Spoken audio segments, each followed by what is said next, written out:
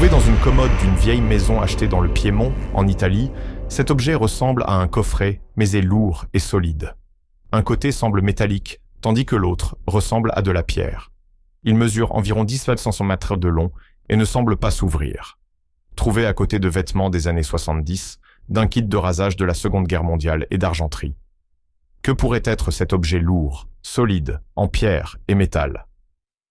Cet objet est une pierre à aiguiser, probablement une pierre combinée logée dans un étui ou une base de protection, ce qui lui donne l'apparence d'un coffret.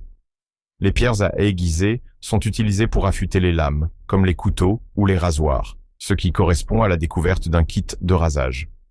Les pierres combinées présentent souvent deux grains différents, un côté pour l'aiguisage grossier et l'autre pour l'affûtage fin, ce qui pourrait expliquer les différents matériaux ressentis.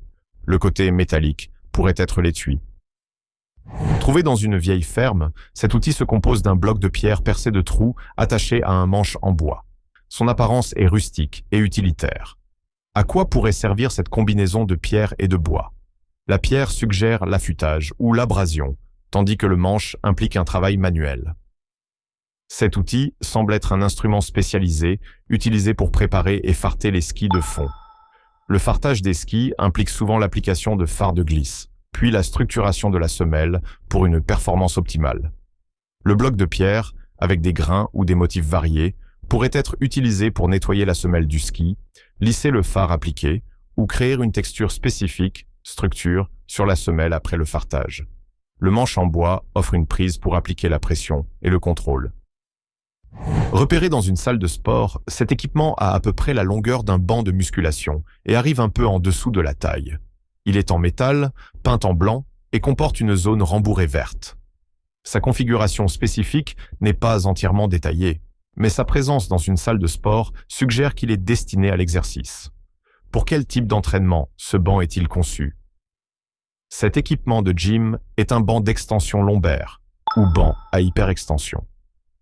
Pour l'utiliser, on se positionne généralement face contre terre, en accrochant ses jambes ou ses chevilles sous la barre rembourrée.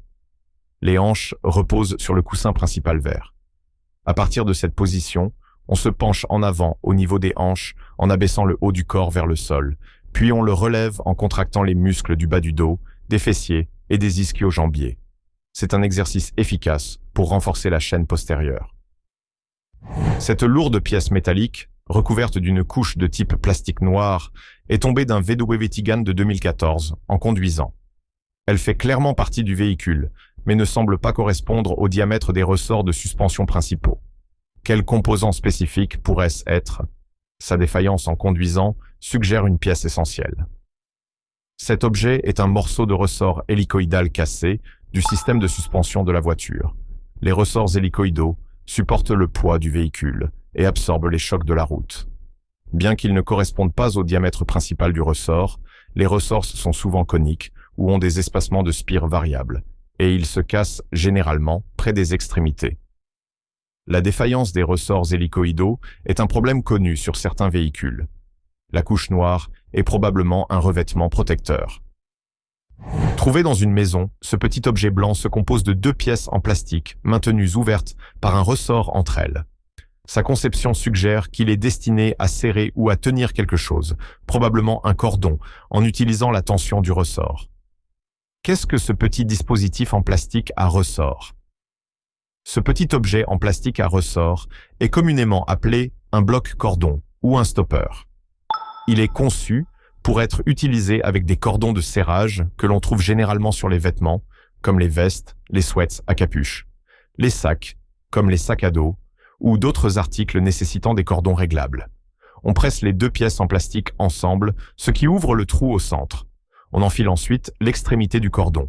Relâcher les pièces permet au ressort de serrer le cordon, le maintenant solidement à la longueur désirée.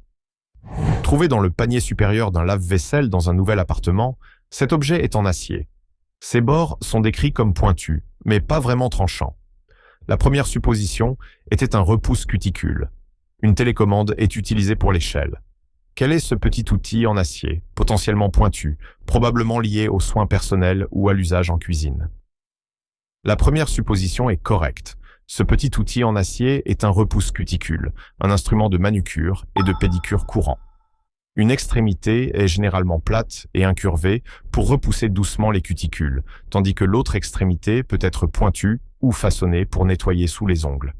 Étant en acier, il est durable et facilement désinfectable, ce qui pourrait expliquer pourquoi il s'est retrouvé au lave-vaisselle, probablement pour le nettoyer après utilisation.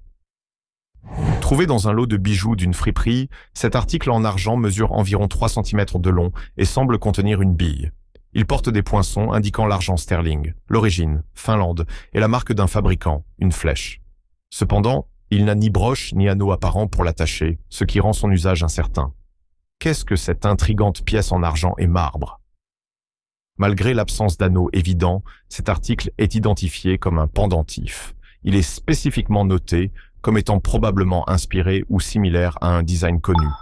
Les pendentifs peuvent parfois avoir des bélières ou des anneaux cachés, ou ils peuvent être conçus pour être enfilés directement sur une chaîne ou un cordon à travers des ouvertures dans la structure elle-même. Les poinçons confirment sa qualité et son origine, en faisant un bijou en argent finlandais, probablement conçu par un artiste ou une entreprise reconnue.